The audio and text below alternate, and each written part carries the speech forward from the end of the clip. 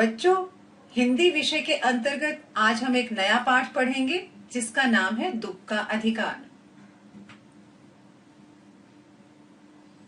दुख का अधिकार यशपाल जी के द्वारा लिखा गया एक बहुत ही सुंदर पाठ है जिसके अंदर वे अपने व्यक्तिगत अनुभव को दर्शाते हैं।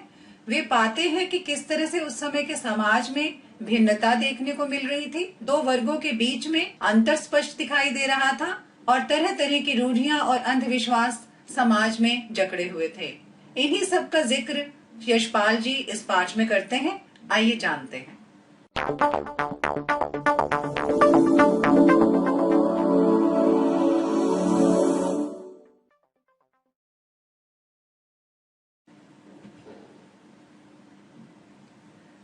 दुख का अधिकार पाठ के लेखक हैं यशपाल जी, जिनका जन्म हुआ सन 1903 में और मृत्यु हुई सन 1976 में।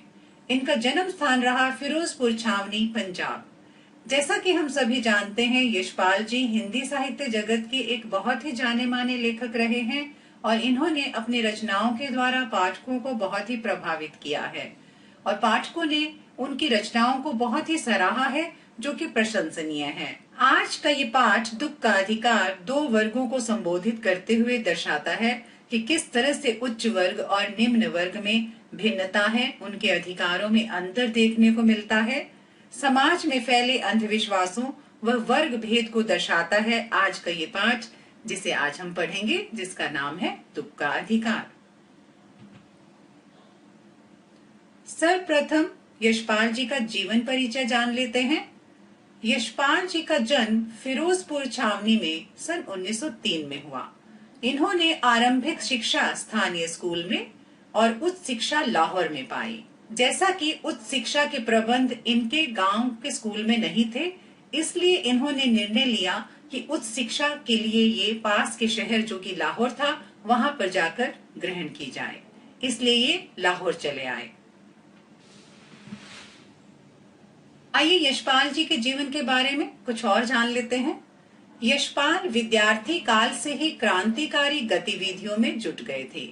ये वो समय था जब हमारा देश स्वतंत्रता की लड़ाई लड़ रहा था। जगह जगह स्वतंत्रता के लिए आंदोलन किए जा रहे थे, बड़ी बड़ी जनसभाएं आयोजित की जा रही थी।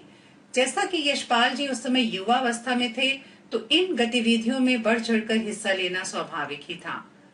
अमर शहीद भगत सिंह आदि के साथ मिलकर इन्होंने भारतीय स्वतंत्रता आंदोलन में भाग लिया। यशपाल जी ने सरदार भगत सिंह, राजगुरु, सुखदेव और भी अन्य जो युवा नेता थे जो कि आजादी के लिए लड़ाई लड़ रहे थे, उनके साथ मिलकर इन्होंने भी अपना महत्वपूर्ण योगदान दिया, जो कि सराहनीय है।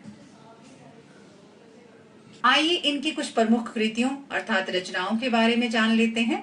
देशद्रोही, पार्टी कॉमरेड, दादा कॉमरेड, झूठा सच तथा मेरी तेरी उसकी बात, ज्ञानदान, तर्क का तूफान, पिंजड़े की उड़ान, फूलों का कुर्ता, उत्तराधिकारी सभी इनके कहानी संग्रह हैं। कहानियों के अलावा इन्होंने अपनी और भी रचनाएं लिखी हैं, जिनमें लेख, नाटक, कविताएं, उपन्यास आदि हैं।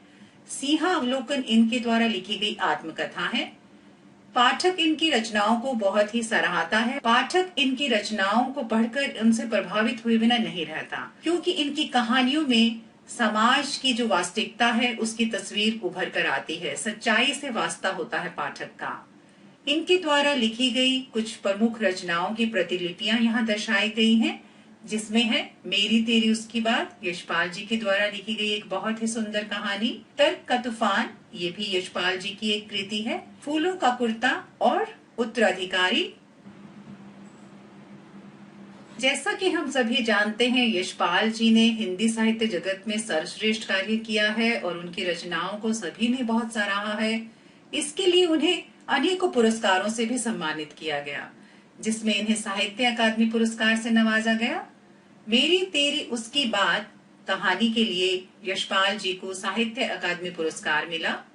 यशपाल जी की कहानियों में कथा रस सर्वत्र देखने को मिलता है। ये कहानी लेखन कार्य में बहुत ही निपुण थे। कहानी लेखन कार्य में इन्होंने बहुत ही उच्च कोटि का सर्वश्रेष्ठ कार्य किया है और खास तौर से जैसा कि कहानी में जिस चीज की प्राथमिकता होनी चाहिए वो है कथा रस, वो इनकी कहानियों में अक्सर देखने को मिलता है। आइए यशपाल जी के द्वारा लिखा गया ये पाठ दुख का अधिकार पाठकों को किस विषय में जानकारी देता है? लेखक इस पाठ के द्वारा पाठकों को क्या जानकारी देना चाहते हैं, किस मुद्दे पर अपना पक्ष रखना चाहते हैं, पाठ प्रवेश के अंतर्गत जानेंगे। आइए जानते हैं।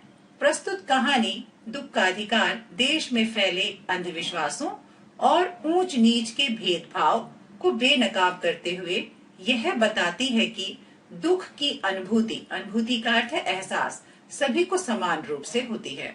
दुख चाहे गरीब पर पड़े या अमीर पर, दुख तो आखिर दुख है और दुख का एहसास सभी को समान रूप से होता है।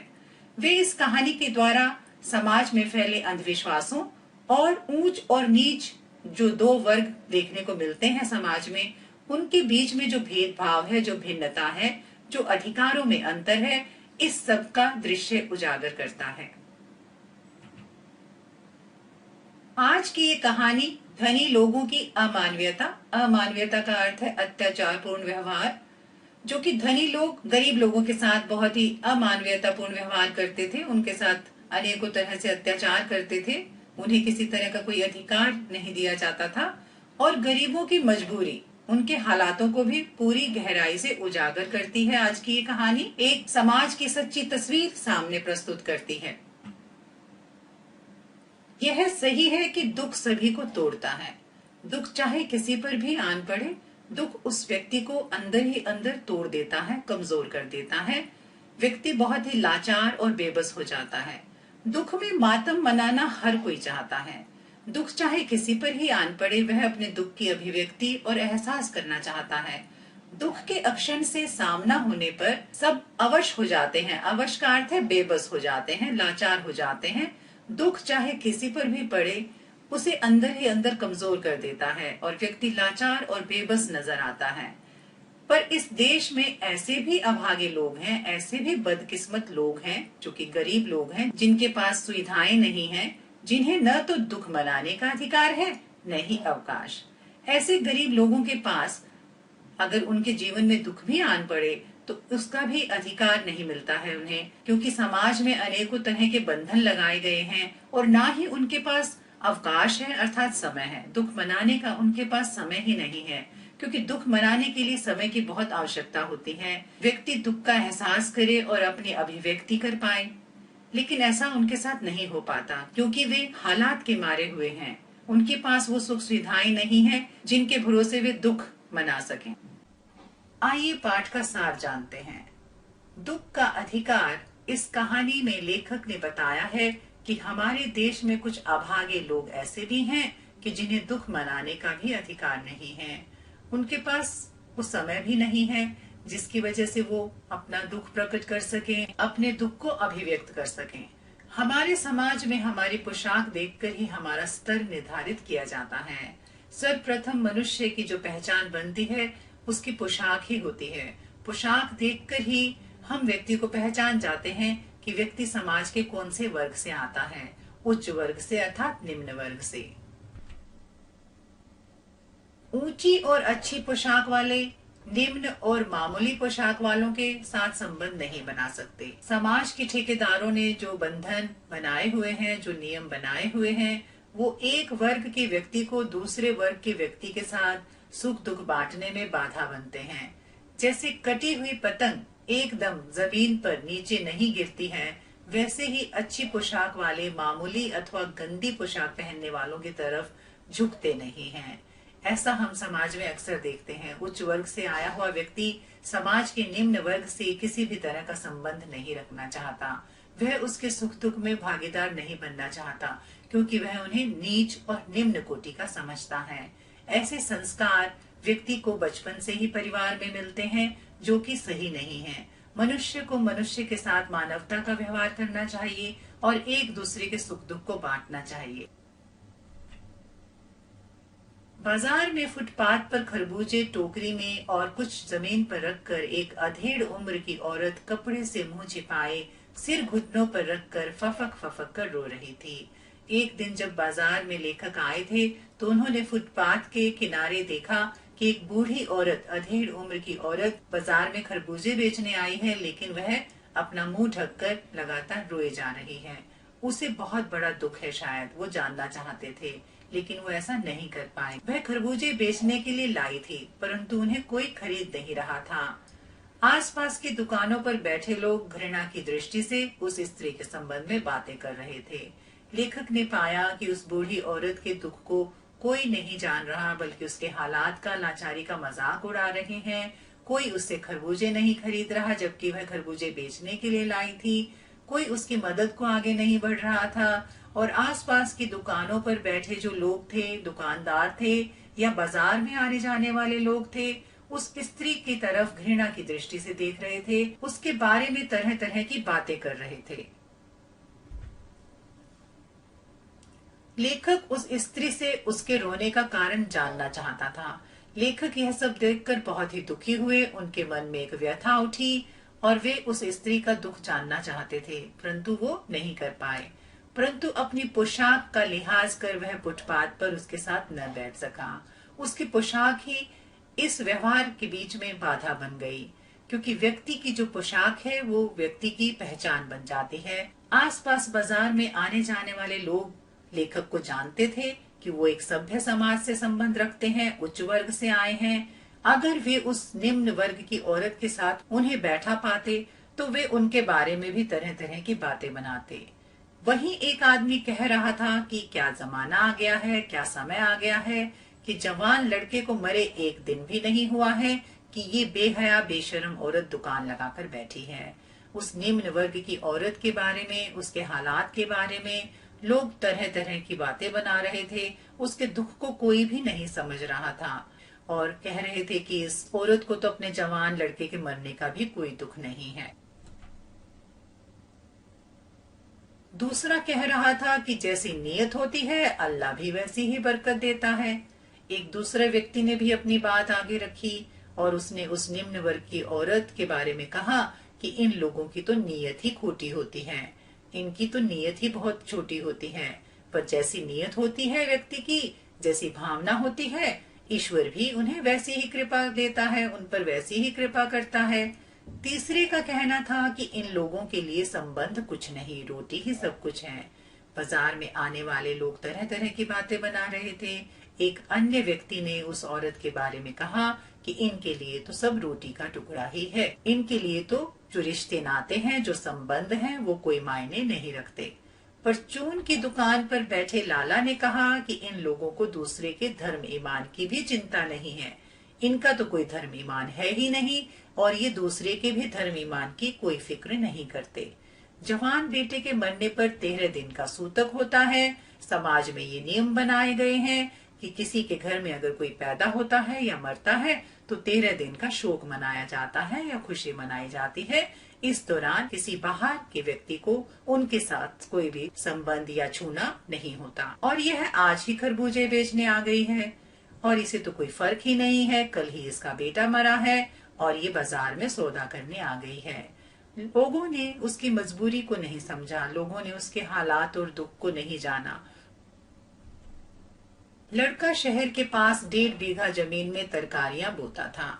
जो उस बूढ़ी औरत का लड़का था जिसका नाम भगवाना था, वो शहर के पास जो उसकी थोड़ी सी जमीन थी 1.5 बीघा, उसमें तरकारियां अर्थात सब्जियां, फल वगैरह उगाकर अपना गुजारा करता था, जिससे परिवार का पालन पोषण होता था, उनका निर्वाह होता था। पर एक दिन क्या हुआ, वह परसों सुबह मुंह अंधेरे का अर्थ है जब सुबह होने से पहले थोड़ा सा अंधेरा होता है, उस समय वह बेलों से खरबूजे चुन रहा था तो उसका पैर सांप पर पड़ गया और सांप ने उसे डस लिया।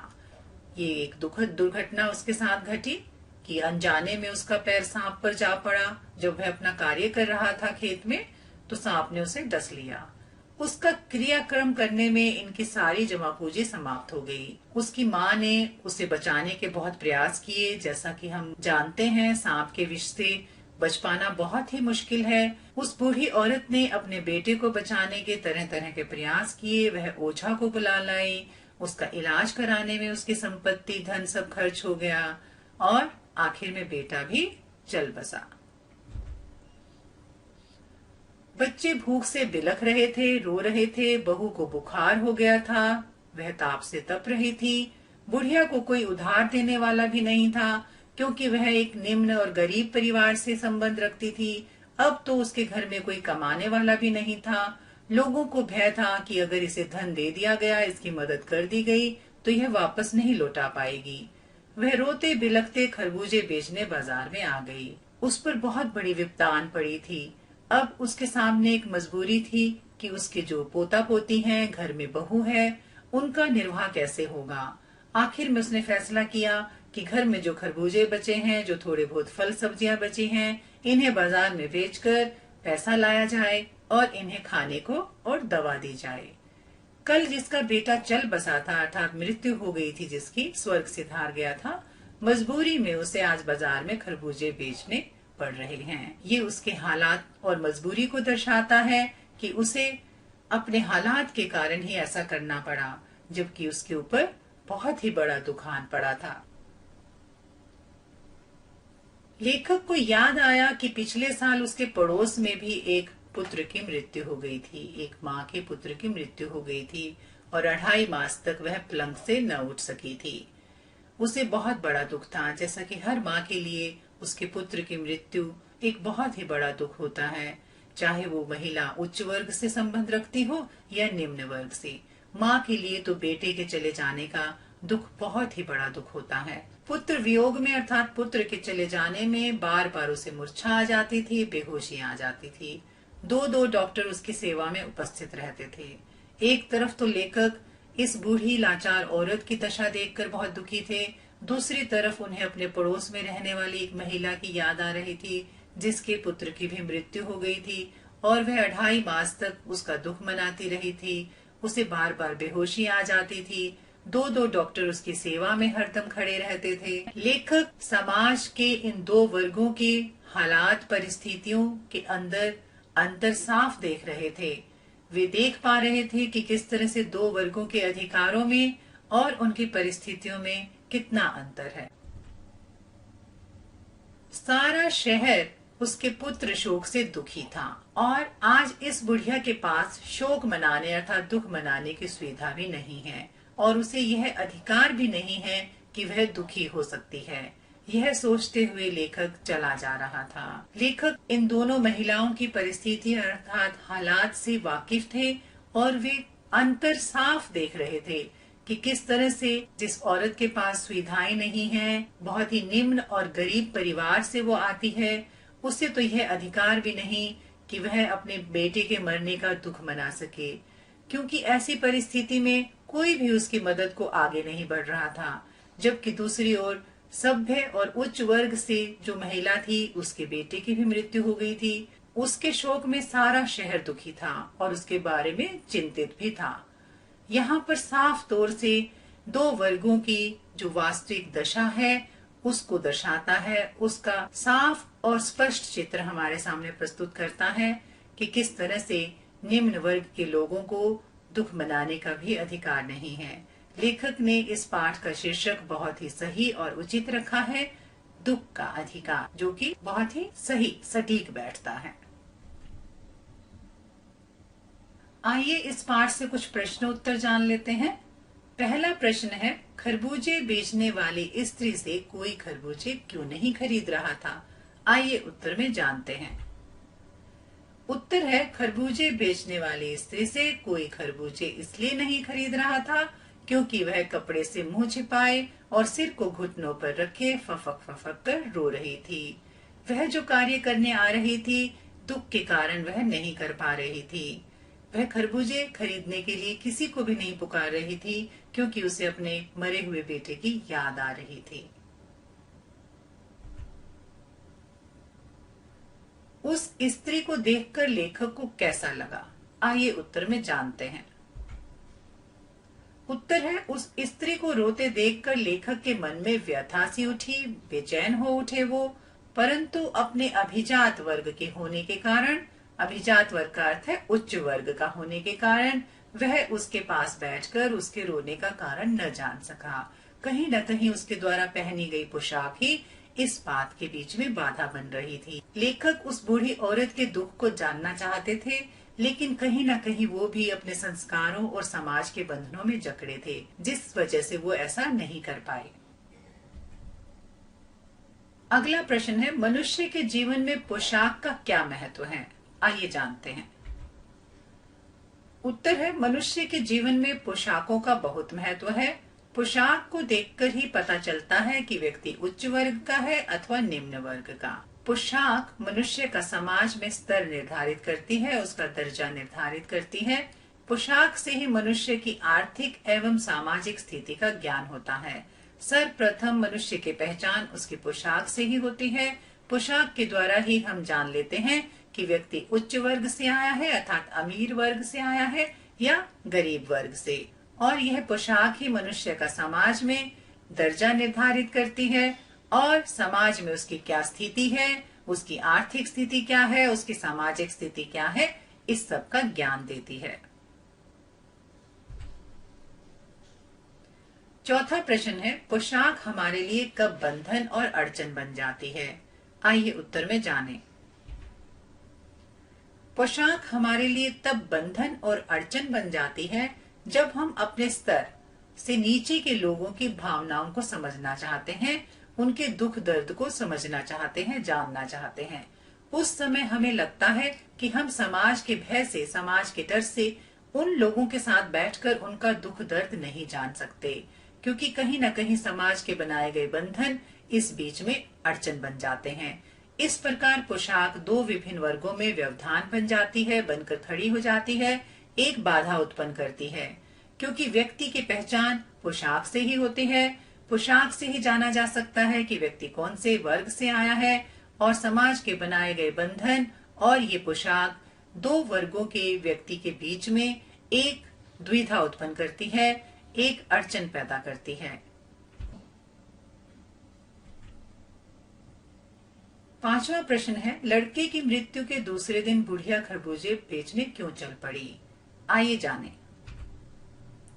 लड़के की मृत्यु के दूसरे दिन बुढ़िया खरबूजे बेचने इसलिए चल पड़ी क्योंकि उसके पास जो भी जमा पूंजी थी, जो भी धन बचा था घर में या गहने थे, वह सब उस मृत लड़के के क्रियाकर्म में खर्च हो गए थे। उस बुढ़िया के बेटे की मृत्यु हो चुकी थी, उसके क्रियाकर्म और अंतिम संस्कार में उस बुढ़िया का सब कुछ खर्च हो गया था। जो भी घर में जमा पूंजी थी, गहने थे, सब बिक गए थे। उसके पोता पोती भूख से तड़प रहे थे तथा बहू बुखार से तप रही थी। उनके परिवार पर एक बहुत ही विपदा आन पड़ी थी। उसे कहीं से उधार मिलने की भी आशा नहीं थी, क्योंकि घर में अब कोई भी कमाने वाला नहीं था। खाने पीने और बहू के लिए दवा का प्रबंध करने के लिए पैसों की जरूरत थी, जिन्हें वह खरबूजे बेचकर प्राप्त कर सकती थी। इसीलिए बुढ़िया बाजार में खरबूजे बेचने चल पड़ी। अगला प्रश्न है, बुढ़िया के दुख को देखकर लेखक को अपने पड़ोस की संभ्रांत महिला की याद क्यों आई? आइए उत्तर में जानते हैं। बुढ़िया को हुए पुत्र वियोग का अंदाजा लगाने के लिए लेखक को अपने पड़ोस में पुत्र की मृत्यु से दुखी संभ्रांत महिला की याद आ गई। उन्हें याद आया कि किस तरह से उनके पड़ोस में रहने वाली जो अमीर वर्ग की महिला थी, उसके बेटे की भी मृत्यु हुई थी और उस पर क्या विपदा आन पड़ी थी, जो 2.5 मास तक पलंग से न उठ सकी थी। एक तरफ तो यह गरीब बूढ़ी औरत थी, उसके बेटे की भी मृत्यु हुई थी, लेकिन उस औरत के दुख का अंदाजा लगाने के लिए लेखक को अपने पड़ोस की उस अमीर वर्ग की महिला की याद हो पाई, जो कि अपने पुत्र वियोग से बहुत ही दुखी थी और पलंग से न उठ सकती थी। उसे 15-15 मिनट बाद मूर्छा आ जाती थी, बेहोशी आ जाती। लेखक साफ तौर से दो वर्ग की महिलाओं पर समान परिस्थिति, समान हालात होने पर उनके अधिकारों और परिस्थिति का अंदाजा लगा रहे थे। दो डॉक्टर हरदम उसकी सेवा के लिए सिरहाने बैठे रहते थे। जो अमीर वर्ग की औरत थी, उसकी सेवा के लिए 2 डॉक्टर उपलब्ध थे, जबकि इस बुढ़िया को अगले दिन ही बाजार में खरबूजे बेचने आना पड़ा, जो कि उसकी लाचारी और मजबूरी को दर्शाता है। अगला प्रश्न आशय स्पष्ट करो से है। यहाँ पर कुछ पंक्तियां दर्शाई गई हैं, जिनका अर्थ आपको स्पष्ट करना है, भाव बताना है। प्रश्न है, जैसे वायु की लहरें कटी हुई पतंग को सहसा भूमि पर नहीं गिर जाने देती, उसी तरह खास परिस्थितियों में हमारी पोशाक हमें झुक सकने से रोके रहती है। पाठ के अंतर्गत ये पंक्तियां दर्शाई गई हैं। पंक्ति का क्या मतलब है, क्या भाव उजागर होता है, बताइए। उत्तर है, आकाश में उड़ती पतंग को उसकी डोर नियंत्रित करती है, उसे संभाले रहती है और उसके टूट जाने पर भी एकदम से उसे नीचे नहीं गिरने देती। वह थोड़ी देर के लिए आसमान में डोलती है। ठीक उसी प्रकार समाज में व्यक्ति सामाजिक आर्थिक डोर से बंधा रहता है, सामाजिक बंधनों में बंधा रहता है और चाह कर भी वह अपने आप को नीचे नहीं ला सकता, उन नियमों को नहीं तोड़ सकता। उसकी पोशाक उसे ऐसा करने से रोकती है। समाज के बनाए गए बंधन उसे ऐसा करने से रोकते हैं। लेखक भी झुककर उस गरीब महिला की मदद करना चाहते थे, उसके सुख दुख को जानना चाहते थे, मगर समाज के डर से और अपने पारिवारिक संस्कारों की वजह से और अपनी पोशाक के मैला हो जाने के डर से भी वह उस गरीब महिला की मदद नहीं कर पाता है। वो करना चाहते हैं, लेकिन इन बंधनों में, इन संस्कारों में वे भी अपने आप को जकड़ा पाते हैं, इसलिए वह ऐसा नहीं कर पाते। अगला आशय स्पष्ट है, जिसकी पंक्तियां हैं, इनके लिए बेटी बेटा खसम लुगाई धर्म ईमान सब रोटी का टुकड़ा है। इन पंक्तियों का भाव स्पष्ट करें, लेखक ने ऐसा क्यों कहा है। आइए उत्तर में जानते हैं। सामाजिक प्राणी होने के नाते मनुष्य को समाज के नियमों को मानना पड़ता है और समाज में भौतिक जरूरतों से ज्यादा परंपराओं को महत्व दिया जाता है। पंक्तियों में बताया गया है कि गरीबों के लिए सब कुछ पैसा है, मगर ऐसा नहीं है। यहाँ पर पंक्ति में बताया गया है कि इन निम्न गरीब लोगों के लिए बेटा बेटी का संबंध, खसम लुगाई अर्थात आदमी औरत का संबंध कुछ मायने नहीं रखता। इनका तो धर्म ईमान सब रोटी का टुकड़ा है। इस बारे में वे गरीब वर्ग के बारे में एक छोटी सोच रखते हैं। हम दूसरे पर आरोप तो लगा देते हैं, मगर उसके पीछे की मजबूरी हालात को नहीं देखते। तभी हम उनके लिए ऐसा कहते हैं। जब हमें वास्तविकता का भान नहीं होता और हम बिना सोचे समझे उस व्यक्ति के बारे में अपनी धारणा बना लेते हैं, ऐसा नहीं करना चाहिए। हमें हर मनुष्य के हालात और मजबूरी को समझना चाहिए और उनके दुख में सहयोगी बनना चाहिए और उनके दुख में भागीदार बनना चाहिए। एक नए पाठ के साथ हम फिर मिलेंगे। धन्यवाद।